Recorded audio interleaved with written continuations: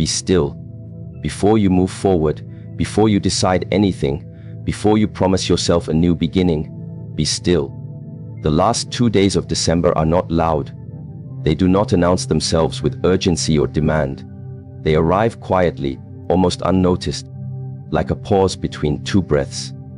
And yet, this pause holds more power than the rush that follows it. God makes these days critical because transition does not begin with action. It begins with stillness. Stillness is uncomfortable for most people.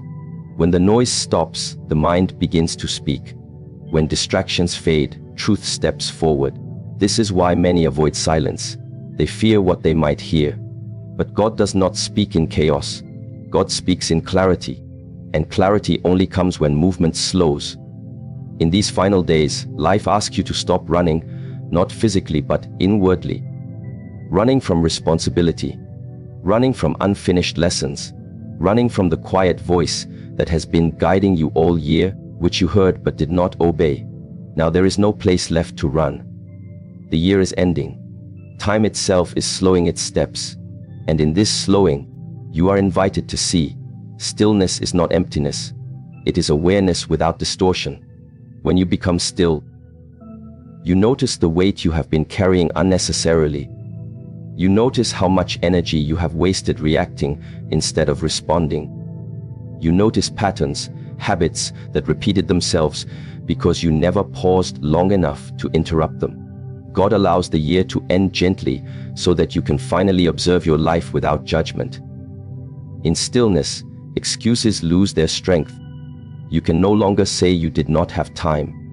You can no longer say you were unaware. Because now you see. You see how your mornings shaped your days. You see how your discipline, or lack of it, created your results. You see how small compromises accumulated into large consequences. This is not to make you feel guilty.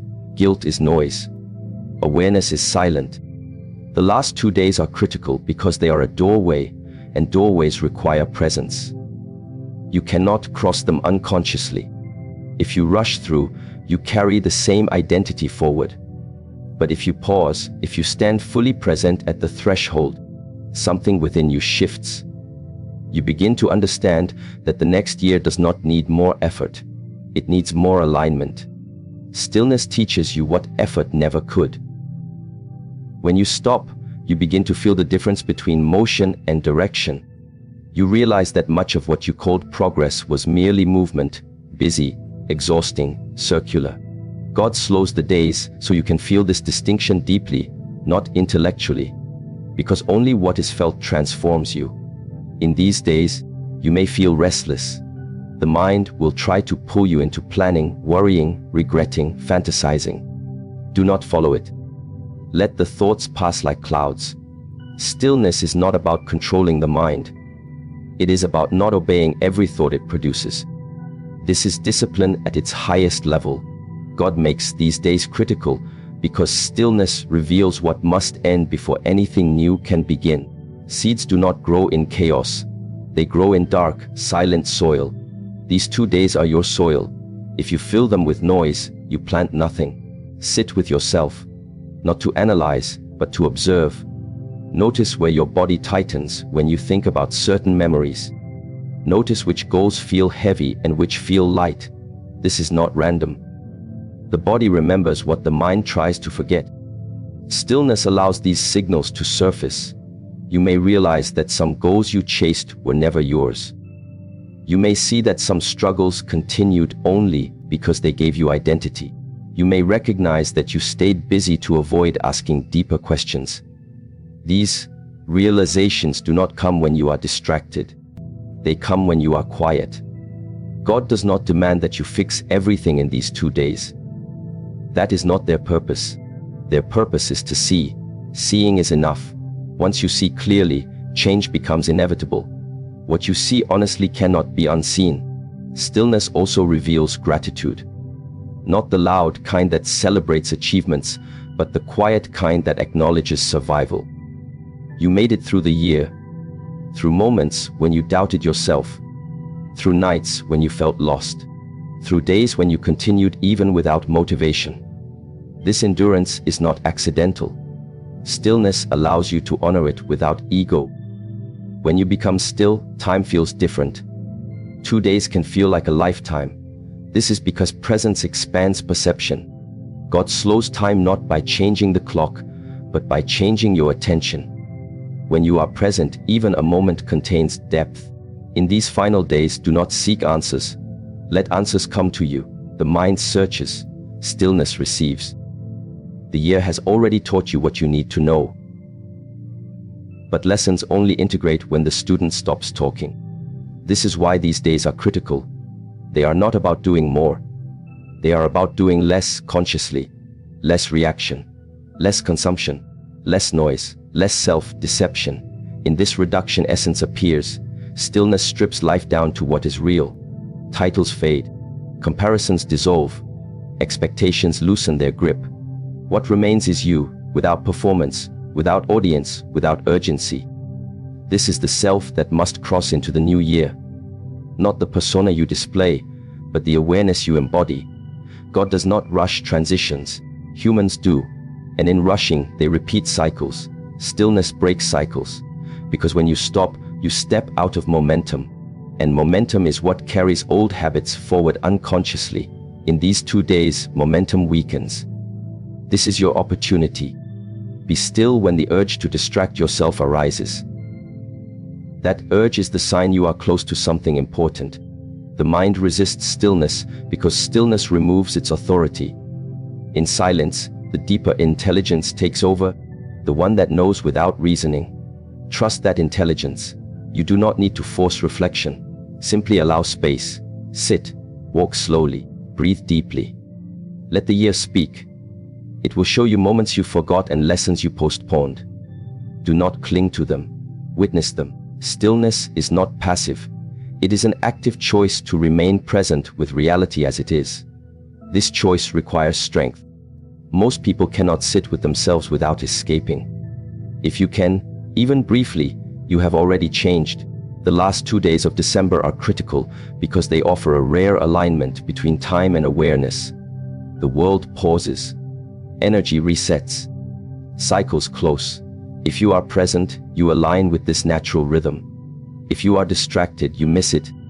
And the next year feels heavier than it needs to be. Stillness is how you bow to the past without carrying it. It is how you honor effort without attaching to outcome. It is how you prepare the inner ground for what is to come. Do not underestimate this pause. Great shifts happen quietly. Mountains move slowly. Seeds break open in silence. God works the same way. Be still, not to escape life, but to meet it honestly. Be still, not to stop forever, but to restart correctly. Be still, because the doorway is narrow and only awareness fits through it. These days are critical. Not because something dramatic will happen outside, but because something subtle is meant to awaken within. And if you allow it, the next year will not need to convince you of anything. You will already know. Sit with honesty now. Not to accuse yourself, not to defend yourself, but to see yourself clearly. The second reason God makes the last 2 days of December critical is because they are a mirror. A mirror does not judge. It does not praise. It only reflects. And most people spend an entire year avoiding reflection because they are afraid of what they might see. But avoidance does not erase truth. It only delays it. These days are not about punishment. God is not counting your failures with anger. God is asking for awareness. Awareness is the highest form of responsibility. Without it, no change is real. Judgment without condemnation means looking at your life without emotion attached. No pride for what went right. No shame for what went wrong. Emotion distorts perception, and perception determines direction. God wants you to see straight before you move forward. In these final days, excuses grow quiet. Time runs out. There is no later left inside the year. This is why clarity becomes unavoidable. You cannot negotiate with endings. They arrive whether you are ready or not. The only choice left is honesty. Look back at the year slowly. Not at events first, but at patterns. Where did you repeat the same mistake even after you recognized it? Where did you choose comfort over discipline? Where did you lower your standards to avoid discomfort? These questions are not meant to hurt you. They are meant to free you. Condemnation says, "You are wrong." Judgment without condemnation says, "This is what happened." One destroys, the other teaches. Most people confuse the two and therefore avoid both. They either drown in guilt or hide in distraction. God offers a third path here: observation without attachment. When you observe without attacking yourself, truth becomes light, not weight. These 2 days are critical because whatever you refuse to judge honestly will repeat itself automatically. Life repeats lessons until awareness is achieved. Not because God is cruel, but because growth requires recognition. Pain continues until it is understood. Sit with the moments you avoided thinking about all year, the conversations you postponed, the habits you justified, the responsibilities you shifted onto others. Do not dramatize them. Simply name them. Naming is power. You will notice something important when you do this calmly. Many of your struggles were not caused by lack of ability, but by lack of consistency. Many of your delays were not due to external obstacles, but internal resistance. This realization does not blame you, it empowers you. Because what is internal can be changed. God is not interested in perfection. God is interested in awareness. Perfection creates fear. Awareness creates progress. As the year closes, you may feel regret trying to surface. Let it pass. Regret focuses on what cannot be changed. Awareness focuses on what must not be repeated. One looks backward, the other prepares forward. Judge your year like a master reviewing training, not like a criminal facing trial. A master asks, what worked? What didn't? Why? No emotion, only precision. Where did you grow stronger this year without noticing? Where did you survive something you once thought would break you? These count too. Judgment without condemnation includes recognizing resilience, not just mistakes. If you only see your failures, you are still being dishonest. God makes these days critical because balance must be restored before a new cycle begins. If you inflate yourself with pride, you enter the new year blind. If you crush yourself with guilt, you enter it weak. Both are forms of imbalance. Stand in the middle. See yourself as you are, capable, flawed, learning. Notice how often you acted against your own values. Not to shame yourself, but to understand the cost. Every time you betray your inner standard, something inside you weakens. Integrity is built quietly and destroyed quietly. Awareness rebuilds it. You may realize that you blamed circumstances when the real issue was discipline. Or you blamed others when the real issue was boundaries. Or you blamed fate when the real issue was fear. These realizations sting briefly, but they liberate permanently. God allows the year to end so you cannot escape this mirror. These 2 days are the final chance to look honestly without consequences yet. Because once the new year begins, patterns solidify quickly. Judgment without condemnation also means forgiving yourself correctly, not with excuses, but with understanding. Forgiveness does not say, "It was okay." Forgiveness says, "I see why it happened, and I will not repeat it." This is maturity. Look at how you handled pressure. Pressure reveals structure. Did you collapse? Did you react? Did you escape?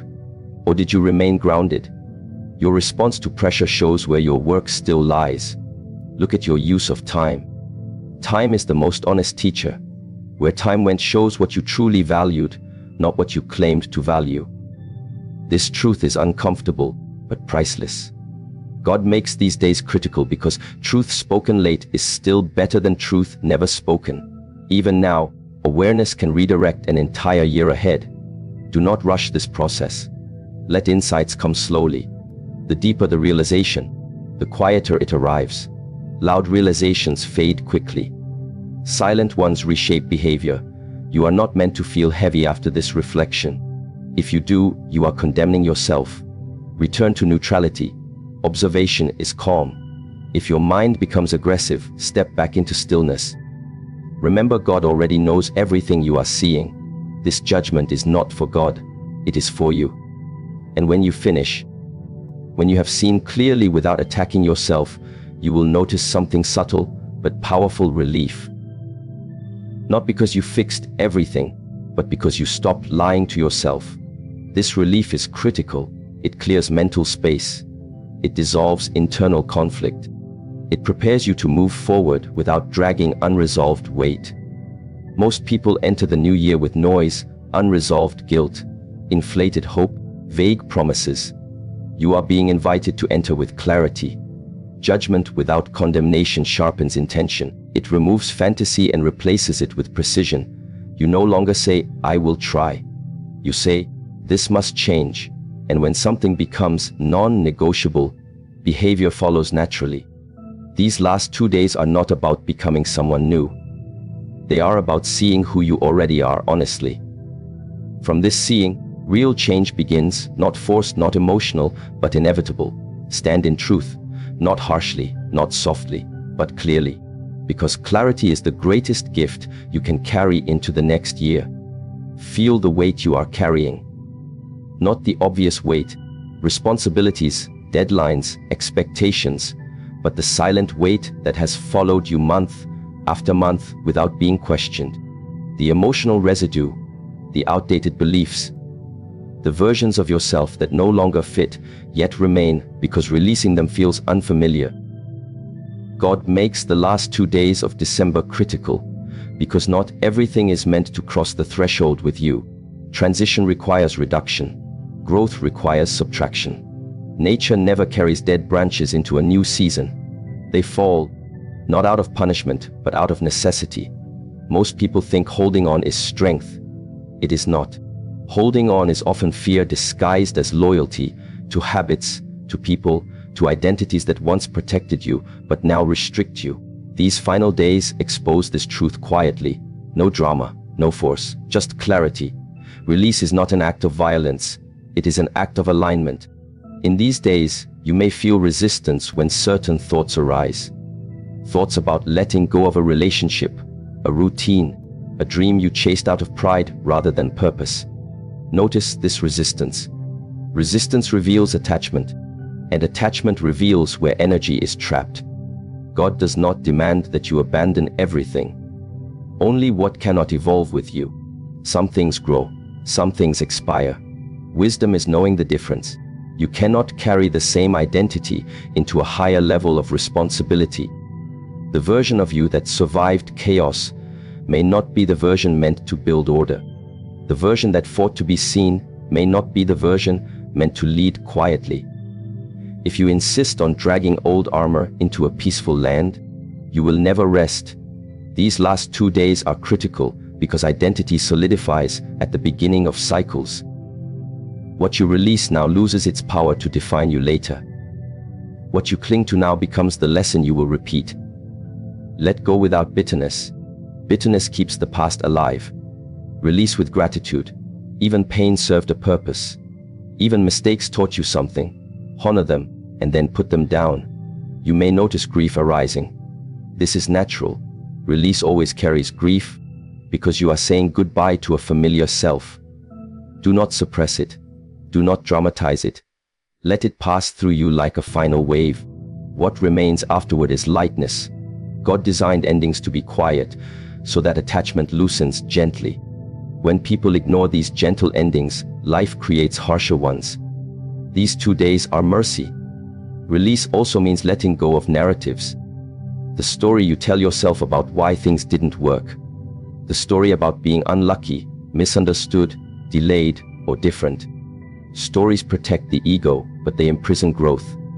The truth is simpler and more empowering.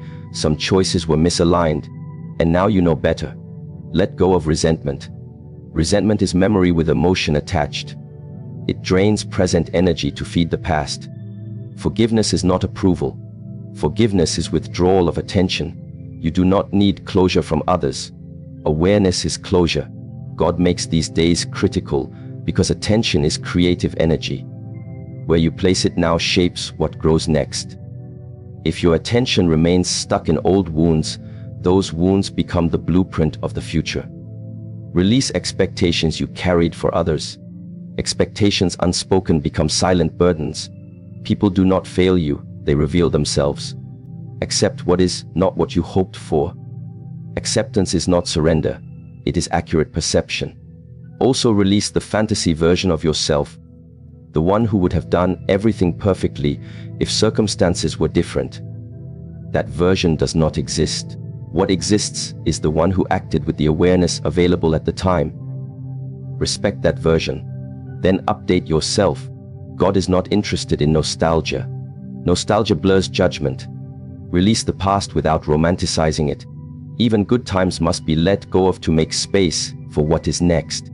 Clinging to past success can limit future growth just as much as clinging to past failure. You may feel fear as you release. Fear of emptiness.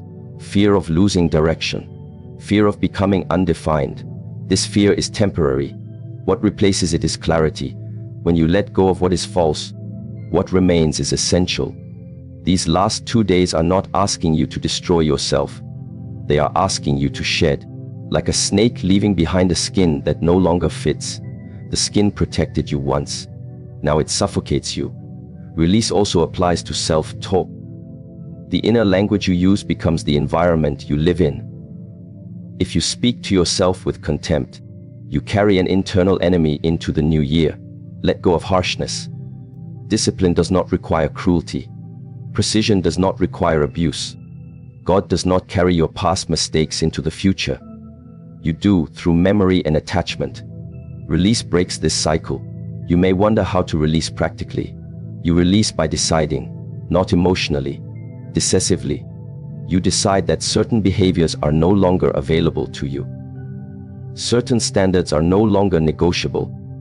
Certain people no longer have access to your inner world. No announcement is needed. No explanation is required. Quiet decisions are the most powerful. As the year closes, feel the difference between holding and releasing in your body. Holding is tight. Releasing is spacious. One exhausts you, the other restores you. God makes these days critical because space must exist before something new can enter. If your hands are full, you cannot receive. If your mind is crowded, insight cannot land. Release is not forgetting. It is remembering without attachment. It is keeping the lesson and discarding the weight. When you let go correctly, you do not become empty. You become available. Available for discipline. Available for clarity. Available for a version of yourself that does not need to prove anything. Do not carry old battles into a new season. Wars end so builders can work.